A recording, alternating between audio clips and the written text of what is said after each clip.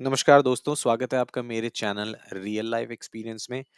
आज का जो टॉपिक होने वाला है वो इस बारे में है कि आप कैसे अपने अगर आपके अकाउंट में भी डेबिट फ्रीज लग गया है, डेबिट विड्रॉल फ्रीज, आप अकाउंट से कोई ट्रांजैक्शन नहीं कर पा रहे हैं, तो उस केस में आपको क्या करना है और आपको कैसे जानकारी मिलेगी कि ये किस वजह से आपके अकाउंट में फ्रीज लगा है। तो दोस्तों, जैसा कि आप जानते हैं कि इस चैनल पर जो भी मैं वीडियोस डालता हूँ वो मेरे खुद के लाइफ के एक्सपीरियंसेस होते हैं, जो मेरे साथ सिचुएशन होती हैं। मैं उन्हीं वीडियोस को आप बना करके आपके साथ शेयर करता हूँ, ताकि आपको इन सब चीज़ों से कुछ सीखने को मिले। और अगर वो चीज़ आपके साथ भी हुई है तो आप उसे हैंडल कैसे करें या उसको सॉल्व कैसे करें। तो स्टार्ट आज की वीडियो जो करते हैं हम इस टॉपिक को लेकर के, तो ये है कि आप अपने अकाउंट में डेबिट फ्रीज कैसे हटा सकते हैं। तो इस प्रोसेस के लिए सबसे पहले अगर आपके अकाउंट में डेबिट फ्रीज लग जाता है तो आपको करना क्या होगा। देखिए, मैं आपको पहले अपना एक्सपीरियंस बताता हूँ, मेरे साथ हुआ क्या था कि मैं मेरे अकाउंट में एक दिन मुझे पता चलता है कि आप आपके अकाउंट में डेबिट फ्रीज लगा है। तो मैं कोई भी ट्रांज़ैक्शन नहीं कर पा रहा था। मैंने काफ़ी लोगों को पैसे भेजने के लिए बोला, फिर मैंने बोला कि मेरे अकाउंट में कोई पैसे भेजो, तो वो भी नहीं आ रहे थे। मैसेज आता है आपको कि your account has been frozen. मैंने कस्टमर केयर को कॉन्टैक्ट किया तो उन्होंने कहा कि आपके अकाउंट में डेबिट फ्रीज़ विथड्रॉल लगा है, जिसका रीज़न उन्होंने मेंशन नहीं किया, क्योंकि उनके पास भी वो इन्फॉर्मेशन नहीं होती और वो आपको बोलेंगे कि आपको ब्रांच में जाना होगा और वहाँ पर जा कर के आपको जो है पता चलेगा कि क्या है। तो मेरे साथ जो ये सिचुएशन हुई थी, ये जनवरी एंड में हुई थी, 28th और 29th को, जब मेरे अकाउंट में डेबिट फ्रीज़ लगा था। एंड डेबिट फ्रीज़ मेरे पास एक अकाउंट एचडीएफसी में और बाकी 2 डिजिटल अकाउंट थे एफआई और जुपिटर में, जो कि फेडरल बैंक्स मैनेज कर रहा था। तो दोनों अकाउंट में मेरे तीनों अकाउंट में फ्रीज़ लग चुका था। तो सबसे पहले मैंने कस्टमर केयर को, ऑब्वियसली जो हर इंसान करता है, ये पहले मैंने कस्टमर केयर को कॉल किया। कॉल करने के बाद मैंने उनसे पूछा कि ये सिचुएशन है, तो ये किस वजह से। तो उन्होंने मुझे बोला कि आपको बैंक विजिट करना पड़ेगा। तो ये बात थी थर्सडे की, तो सॉरी फ्राइडे की। तो अगले दिन सैटरडे संडे में नहीं जा पाया, तो मैंने फिर डिसाइड किया कि मैं मंडे को जाऊंगा। मंडे होते ही मैं ब्रांच में गया। अब यहाँ पर होता क्या है कि कई बार ब्रांच में जाना भी बड़ा मुश्किल होता है, क्योंकि किसी की ब्रांच नियर बाय नहीं है, दूर है, तो उस केस में बड़ी प्रॉब्लम होती है। तो मेरी ब्रांच भी मेरे जहाँ मैं रहता हूँ वहाँ से काफ़ी दूर है, तो मैं ब्रांच गया। ब्रांच में जाकर के मैंने वहाँ उन्होंने सिचुएशन बताई कि ये मेरे साथ हुआ है, मेरे अकाउंट में डेबिट फ्रीज लग गया है। तो अ, उन्होंने मुझे बोला कि आप हमारे जो मैनेजर हैं ब्रांच के, उनसे मिलिए। तो मैं उनके पास गया। उन्होंने बोला कि आपके थोड़ी देर उन्होंने चेक करने के बाद मुझे बताया कि आपके अकाउंट में जो है होल्ड लगा हुआ है। ये होम मिनिस्ट्री से कोई कंप्लेंट आई है, उस वजह से आपके अकाउंट में फ्रीज लगा है। तो ये मेरे लिए बड़ा शॉकिंग था, क्योंकि मुझे तो कुछ पता नहीं था इस बारे में कि ऐसा कुछ भी हुआ होगा या मैंने कोई ऐसी ट्रांजैक्शन करी जिसका मुझे तो कोई आइडिया नहीं था। तो ठीक है, उन्होंने बोला, मैंने बोला ठीक है, इसका क्या रेज़ोल्यूशन है? तो उन्होंने मुझे बताया कि अब आपको जो है हम इस चीज़ को अपनी इंटरनल टीम के साथ जो है रेज़ करेंगे और वो हमें चेक करके बताएँगे कि इसका आगे क्या प्रोसेस होगा, और मैं आपको मेल या फ़ोन के थ्रू आपको अपडेट कर दूँगा। और इस बीच में मैंने उनसे पूछा कि अगर मैं कोई ट्रांज़ैक्शन कर सकता हूँ या कोई टेम्परेरी इसमें वो लग सकता है जिससे कि मैं ट्रांज़ैक्शन कर पाऊँ, क्योंकि मेरे अकाउंट में कुछ पैसे हैं जो मैं निकालना चाहता था। तो उन्होंने बोला नहीं, कि ट्रांज़ैक्शन कंप्लीटली फ्रीज़ है, जब तक ये उनके एंड से हमें दोबारा से नहीं बताया जाएगा कि अकाउंट अनफ्रीज़ करना है, ये नोटिफ़िकेशन हमें नहीं आता है, हम आपका अकाउंट अनफ्रीज़ नहीं करेंगे। तो मैंने कहा ठीक है, तो मैं वापस आ गया।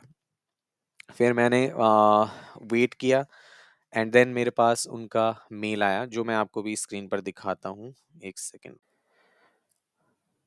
ठीक है दोस्तों, तो मैं आपको दिखाता हूँ कि जो मेरे पास इंटीमेशन कैसे आया। देखिए, फर्स्ट टाइम मुझे ये रिपोर्ट किया गया कि आपके अकाउंट में जो है, ये देखिए, मैं आपको ओपन करके दिखाता हूँ। तो ये देखिए, सबसे पहले मुझे ये 3 फ़रवरी को अ, ये ईमेल आता है। मेरा अकाउंट फ्रीज़ तो पहले ही हो चुका था। मेरा अकाउंट फ्रीज़ तो जनवरी में 27th को ही हो गया था। 27th या 26th को हुआ था। उसके बाद ये मेल मुझे आता है कि urgent action required, debit freeze, money outflow restriction on account this, Shailesh Bhatt, your attention is crucial. इसमें आपको ज़्यादा क्लियरली नहीं बताएंगे कि ये क्या हुआ है, बट हाँ, यहाँ पर नीचे आप देख सकते हैं, लिखा रहेगा कि to resolve this matter we kindly request you to visit your home branch with the following this and that.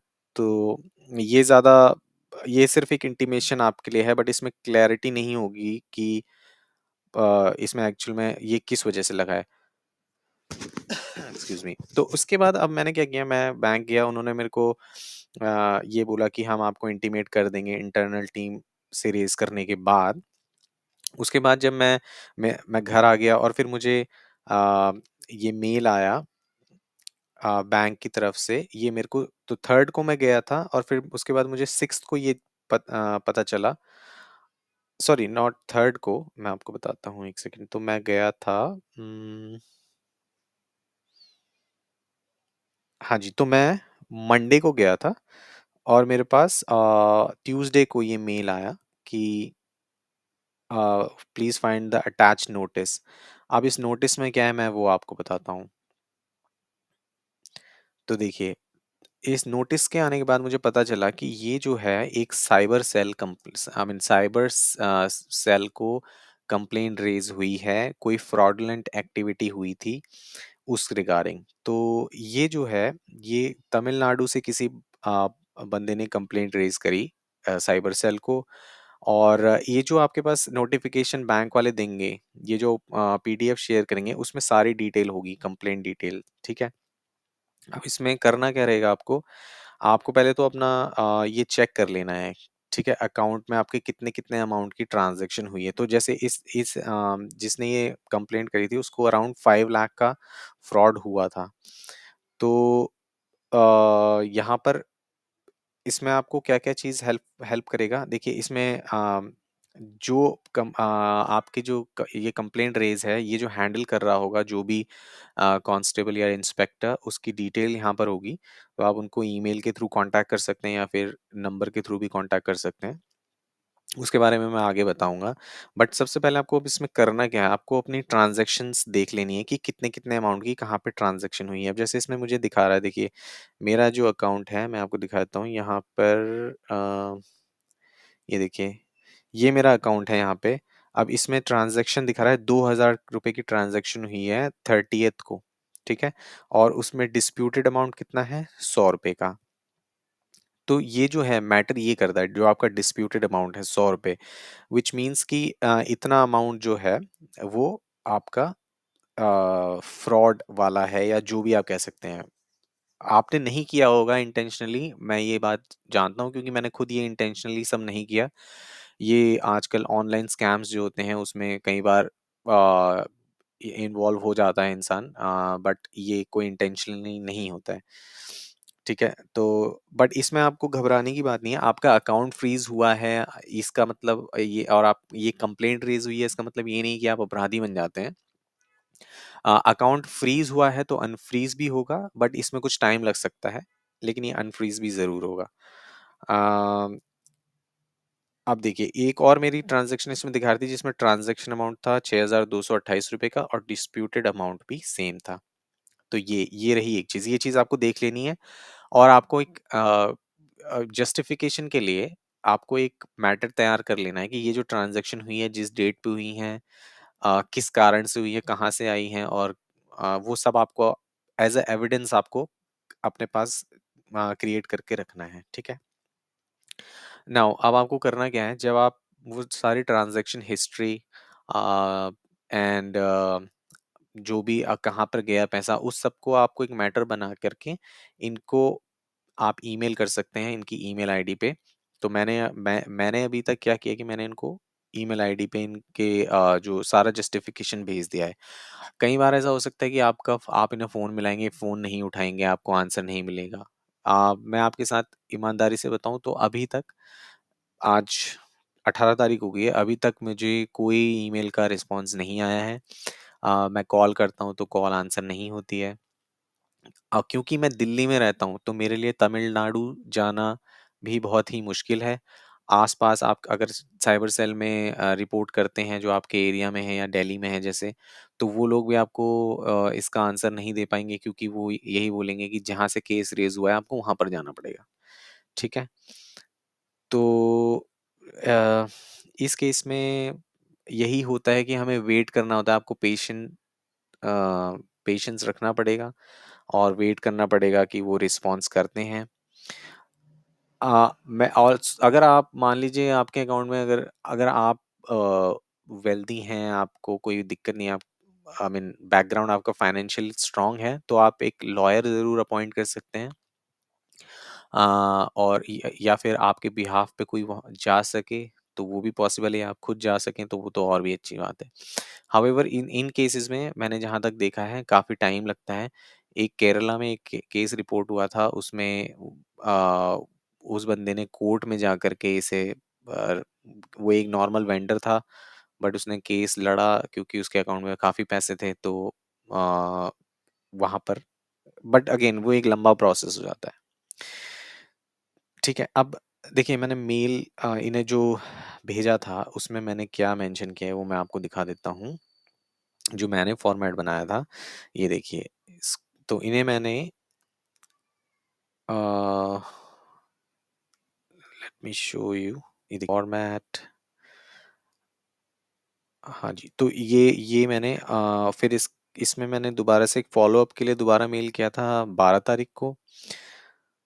So would request for what formalities I need to fulfill. Please advise me account can be unfreeze.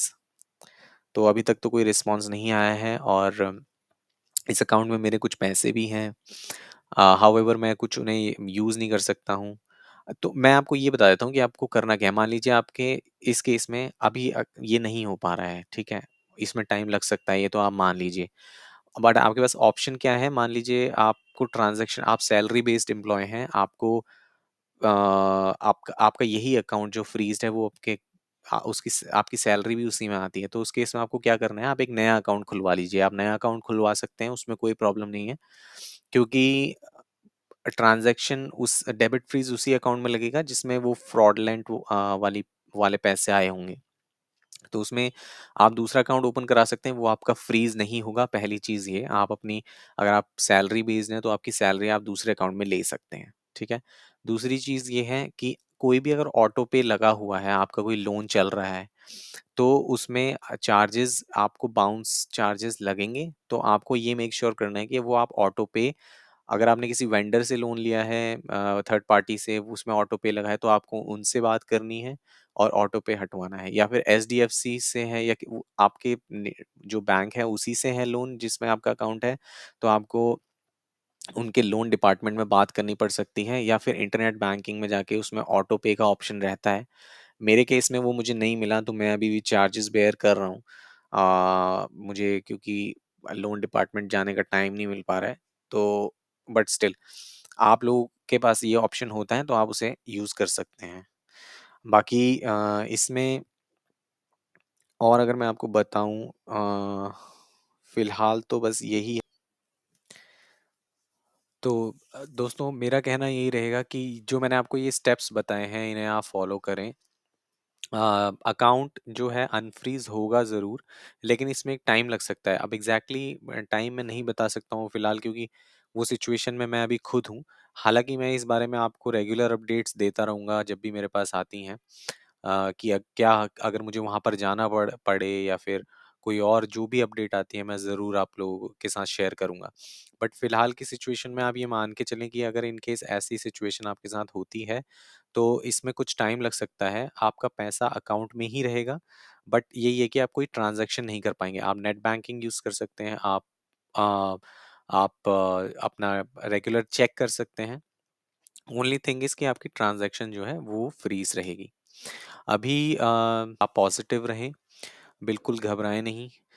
आप other transaction के लिए एक नया account open करवाएँ उसके through आप transaction करें और ये इंश्योर करें कि कोई भी आप उस तरीके से अगर किसी से आप मान लीजिए आप एक शॉपकीपर हैं, आप एक दुकान चलाते हैं, तो अगर आप ऑनलाइन पैसे यूपीआई से ले रहे हैं क्यूआर कोड के थ्रू या किसी भी तरीके से आप मतलब ऑनलाइन पेमेंट ले रहे हैं, तो आपको ये मेक श्योर करना है कि वो जो उस इंसान के पास पैसे हैं वो कहीं किसी फ्रॉड उससे ना आए हों।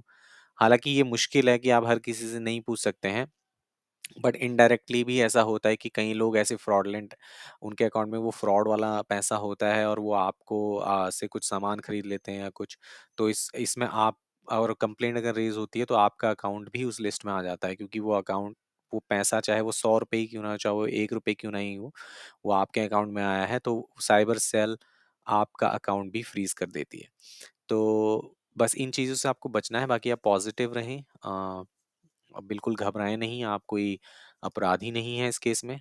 बाकी मेरे पास जैसे भी कोई अपडेट आता है तो मैं आपको ज़रूर बताऊँगा। सो गाइज़, वीडियो देखने के लिए बहुत बहुत धन्यवाद। लाइक करें, शेयर करें ताकि मैं और ऐसी रियल लाइफ़ एक्सपीरियंसेस लाता रहूँ। अ, मेरी सोच यही है इसमें कि जो सिचुएशन मैंने फेस करी है उसमें जितना टाइम मुझे इन उन चीज़ों को रिजॉल्व करने में लगा उतना आपको ना लगे, आपको फटाफट आपकी टिप्स पर चीज़ें हों कि हाँ आपको ये स्टेप्स लेने हैं। तो बस मैं इतना ही कहना चाहूँगा। Thank you very much for watching my video and आप सबको नमस्कार।